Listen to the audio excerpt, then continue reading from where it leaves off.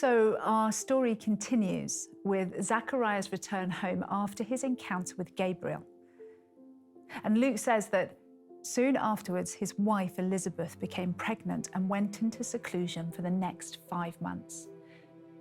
She said with joy, "See how kind it is of God to gaze upon me and take away the disgrace of my barrenness."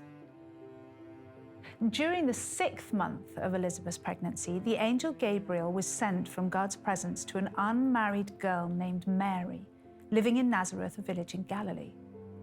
She was engaged to a man named Joseph, a true descendant of King David. Gabriel appeared to her and said, "Grace to you, young woman, for the Lord is with you, and so you are anointed with great favor." Now Mary was deeply troubled over the words of the angel and bewildered over what this may mean for her. But the angel reassured her, saying, "Do not yield to your fear, Mary, for the Lord has found delight in you and has chosen to surprise you with a wonderful gift. You will become pregnant with a baby boy, and you are to name him Jesus.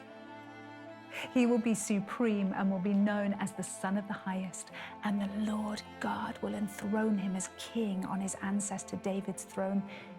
He will reign as king of Israel forever, and his reign will have no limit."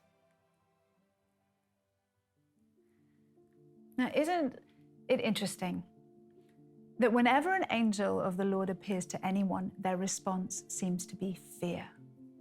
Zachariah, Mary, and the shepherds, as we will see, all had a pretty consistent response. They were terrified, troubled, and overwhelmed. Why? I mean, I've always thought it would be really cool to see an angel. I think it would be encouraging, not terrifying. But a little detail in this passage highlights something for me that I find informative.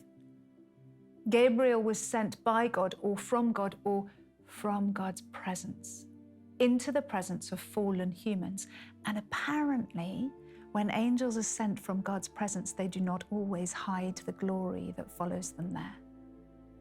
I mean, after all, Luke says a little later about the shepherds' encounter. An angel of the Lord appeared to them in radiant splendor, lighting up the fields with the blazing glory of God, and the shepherds were terrified. And I suspect it was even more overwhelming when a whole blooming choir of them appeared.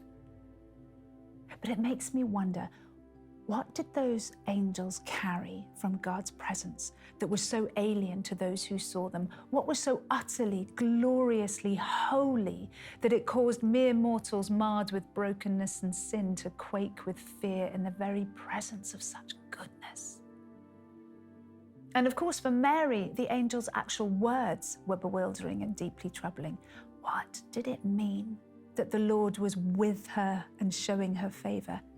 And she was so young. No wonder it was bewildering and troubling. And yet the angel's response is the same in every case. Don't be afraid.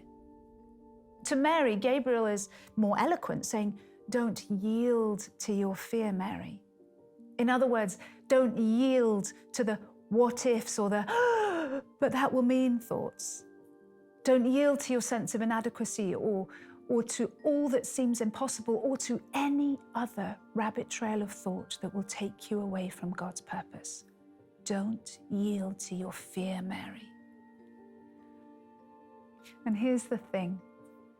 How often in the face of these sorts of things, or the face of the unknown or the things that scare us, do we yield to our fear? And yet inherent in the angel's exhortation in each of these encounters is the acknowledgement that each person has the capacity to choose not to be afraid. Do not be afraid.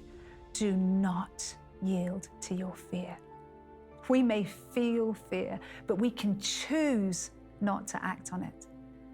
And for me, this is such a good reminder. So often I feel fear, which motivates me to act not from a place of security, but out of a place of anxiety and control. And how often is God whispering to my heart, exhorting me, don't yield to your fear, Jessica. You know, fear is a very real emotion, but we can refuse to yield to it. May we all grow in the revelation of this wonderful truth that we, like Mary, can choose to not yield to our fear. Amen.